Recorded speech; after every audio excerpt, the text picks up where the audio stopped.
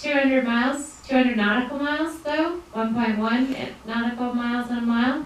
200 is the exclusive economic zone, and then 12 miles is the federal zone.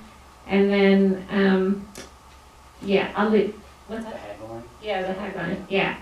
And so what's enforced and who enforced it is probably, like, I don't know, maybe a 3-day lecture, I'd say. And I definitely don't know the ins and outs of it.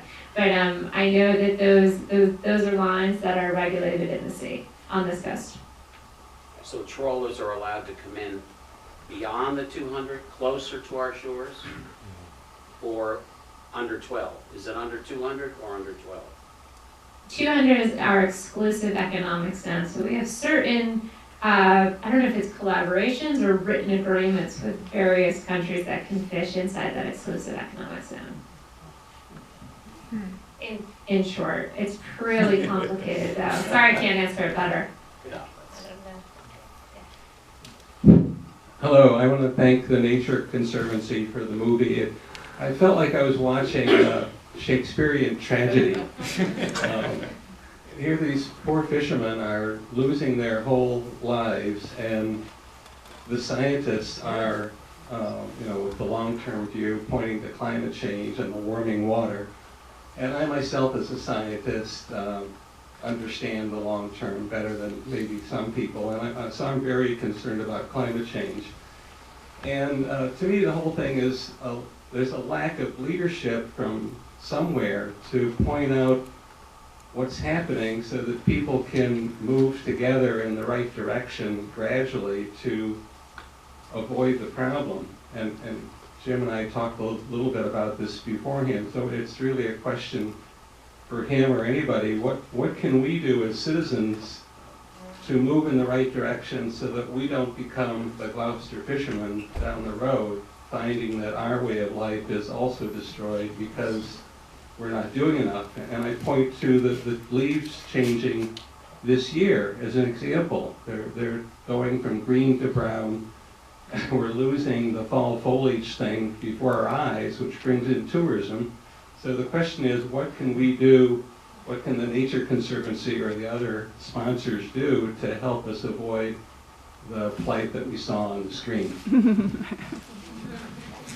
I have a really simple answer for that. No, I'm just kidding. So climate change. So climate change is obviously, it's a large issue. It's affecting the fisheries. We look at shell fisheries out west, even here in New Hampshire, where you have, climate change is affecting how shellfish are able to build their shells. So it's a large issue. It's probably the overarching conservation environmental issue of our day. And so the question of what we can do is a real challenging one. We can do everything from asking our policymakers to look for policies that lower our emissions. We can look to land conservation organizations like the Nature Conservancy to focus on landscapes that are going to preserve resilient and connected land so that our biodiversity could keep moving forward, and we can raise awareness of climate change. So it's not one thing, it's a lot of things. But as you can see from this film, the effects of climate change affect everything, including our fisheries. I might just add one kind of cool thing that's happening recently is that some shellfish growers approached the Nature Conservancy about raising awareness about climate change for growing shellfish, mainly oysters, and we have a Shellfish Growers Climate Coalition, and it's around the country, and we have events, and we just recently had a couple of New Hampshire growers join the coalition, so that will be kind of coming out a little bit more and more.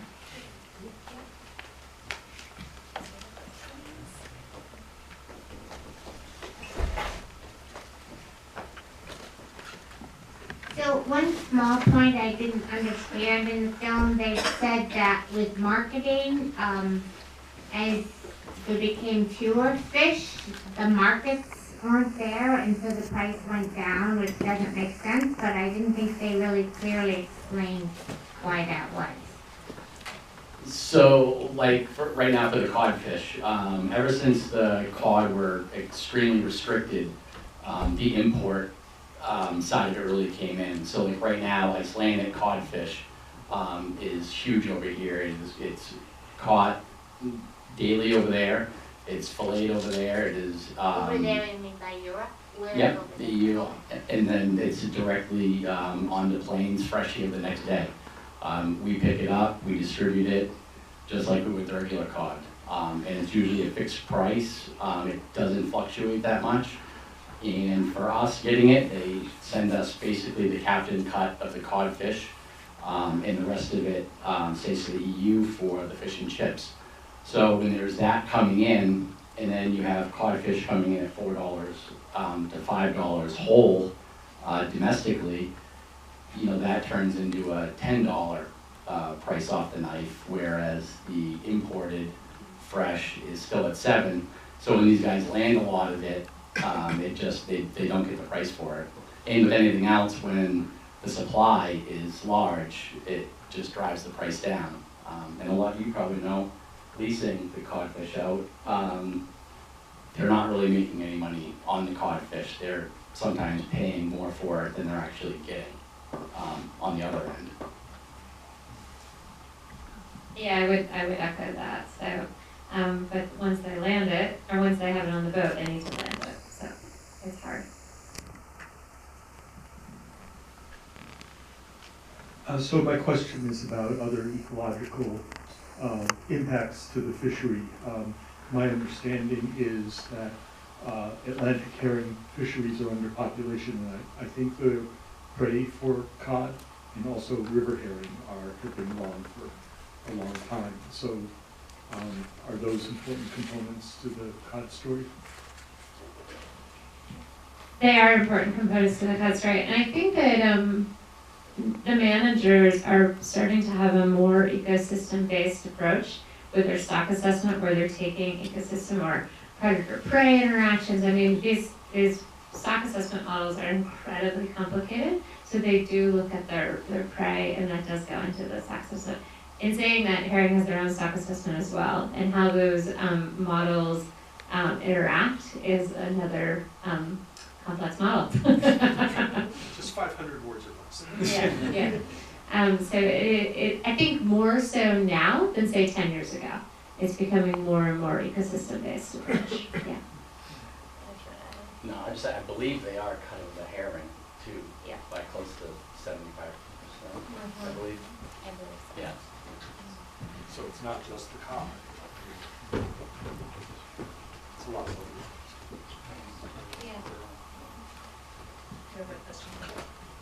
Hi, just another quick thought.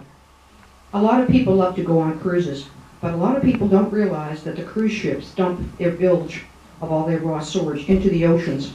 And I don't know currently what the exact number of miles is out, but it's not a long way out. And that is a major problem. There's a man from Maine named Colin Wooden, who I'm sure you are familiar with, being in that industry, who wrote 2 books which are excellent references, and you might want to look at them. One is called The Lobster Coast. It goes back to the beginnings of colonial America when these were problems, and it all comes down to economics and capitalism every single time, unfortunately. Another book he's written is Ocean's End. The estuary up here in Great Bay is in great trouble. We've lost 90% of the freshwater oysters that we had in that bay 20 years ago, and as much as they try to keep replenishing, and they certainly can use help with it, the amount of sewage, the amount of nitrogen that people are putting on their lawns, the amount of residential oils and so forth that are washing into our watershed is critical. So every single person in this room has the ability to do better. All right. So we have time for just a few more questions, and as moderator, I'm going to get to ask them. So that's my first. So the first, yeah, that's good. So the first one is for Rich, and something in the film that I found really interesting was sort of the dogfish market, and just seeing the fishermen landing just lots and lots of dogfish. So I'm just curious from from your business, how do you see dogfish as a market? Are you selling them? Do you sell more of them? And where do you see that going in the future? We do sell some dogfish. People are becoming more open to it. It's it's been challenging, definitely. It's had such a stigma for such a long time. For years, I remember they weren't allowed to catch them, the shark, and then they basically took over everything. But there's certain, we've been in certain events where we've used them, just like you saw in the film. Basically, we're calling them the underutilized species right now. And there can definitely be more done. It's just we have to be more open-minded to it. Years ago, we barely sold any pollock locally. Now we sell a lot of pollock locally. I guess it took a lot of price changes to get really high to where people needed to find another market, and that's happened with the codfish. And you know, will we, like they said, the dogfish won't become the cod, but we can definitely use the dogfish, and there is a use for it. Oh, there's one more question. Okay. So I'm haunted on a human level by the portrait of the fishing communities. On a fishing level, or on an oceanic level, two of the things that have stayed with me from the film are that fleeting moment where somebody talked about the phytoplankton as producing half the oxygen on the planet. In which case, it seems to me that if the phytoplankton are in trouble, we're all in endangered communities. And I'm wondering if there's some way to translate that into cinematic terms. Is there some way to do a film that's equivalent for phytoplankton that's pretty photogenic? I don't know how you make phytoplankton photogenic, except I suppose you could take pictures of, my limited understanding is Asian fleets are fishing, you know, farther down the food chain and harvesting crustaceans and other organisms that feed on the phytoplankton in very large quantities. So I guess that's just a thought for next year. The other question is, in that map with the cod that are there being clustered on the west, it put me in mind of the way in which ornithologists are able to track bird migrations, and by implanting electronic tracking devices have learned things about where birds actually go and which birds go where that nobody knew before.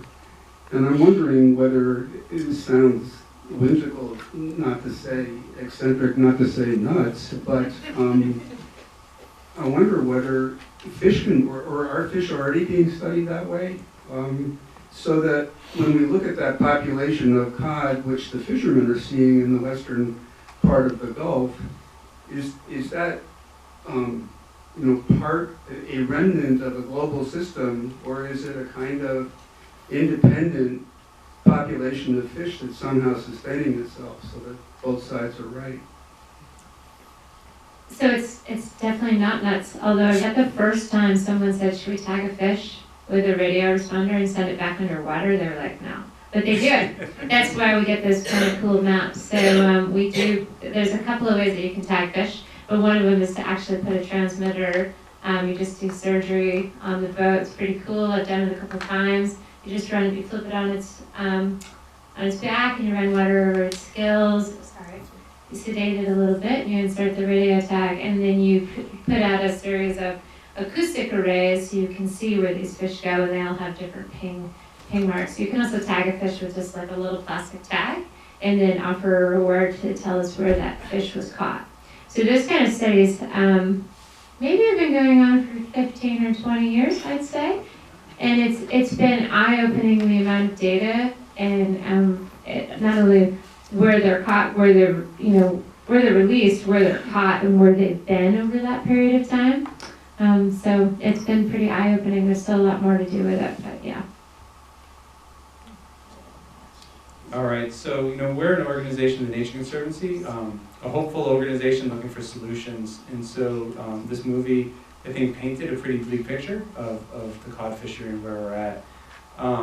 But as you both work in different aspects of the fishery, I'm just curious, ending, what gives you hope? What do you see as sort of the hopeful future for either the cod fishery or the fishery in general here in the Gulf of Maine? Sure. Well, hopefully, as they're fishing right now, hopefully they're, I like to call it fishing to sustainability. You know, hopefully the fisheries come back. I'm hopeful they do. Like I said, a lot of it has to do with the rising temperatures of the water. You know, if that changes, you know, maybe just hoping that the cod come back. It's not just the cod, it's everything.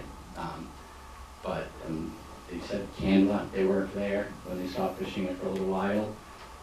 I'm just hopeful that it does come back. I think it can. It's just going to be a collaborative effort from everybody. I think a couple of things that are make me hopeful is one is the developed trust. You know, I speak specifically for my role. I talk with fishermen a lot, and the fact that they'll come to us and ask to be lease quota, asked to work with us on different things and spinning up new projects. That trust is there, and I have a lot of hope for the fishermen. They want to protect their fishery, and they want to protect the fish for the long term. And I have a lot of hope in that and trust in that as well. And then last year, the cod quota was raised. The cod quota allocation was raised about 18%. So that gave me hope as well. Whether that's science and what they're seeing on the waters coming together, and that's really reflective of the cod population is maybe starting to bounce back a little bit. Well, we're out of time. First, join me in thanking our two panelists.